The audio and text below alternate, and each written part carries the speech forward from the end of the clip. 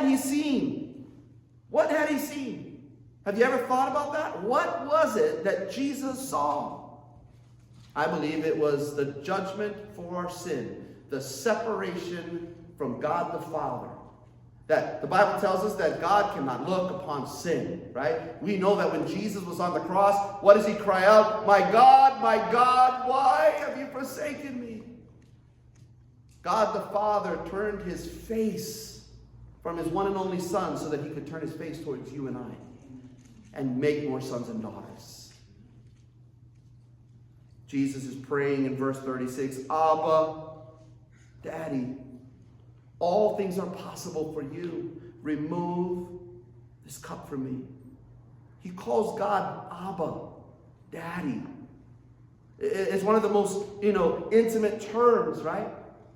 And what is Jesus met with? Think about this for a moment. Every time Jesus prayed, did not God the Father answer his prayers? Every time. God even spoke at times, this is my beloved Son, whom I am well pleased with, right? And Jesus is in the garden right now. And he's on his face in that garden. And here's what he hears. Silence. He doesn't hear God the Father respond back. He's met with silence. In the garden, we encounter Jesus in agony and in anguish at the prospect of this cup. And then secondly, he is appealing for an alternative.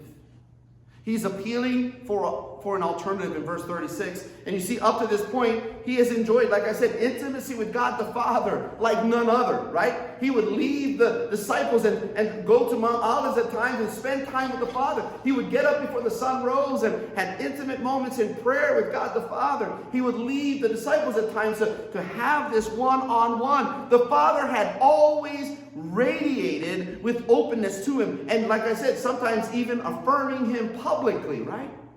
Yet now at this moment in the garden, instead, he's met with silence. And so we see, it seems that he stumbles. And he goes back to his disciples and looking almost for some comfort, right? Goes back to his disciples, Peter, James, and John. And what does he find them doing? Does he find them praying and reading scripture? No, they're asleep. They're tired. They're asleep. And Jesus says, could you not watch for even 1 hour and pray? You know why? Brothers and sisters, the spirit is willing, but the flesh is weak.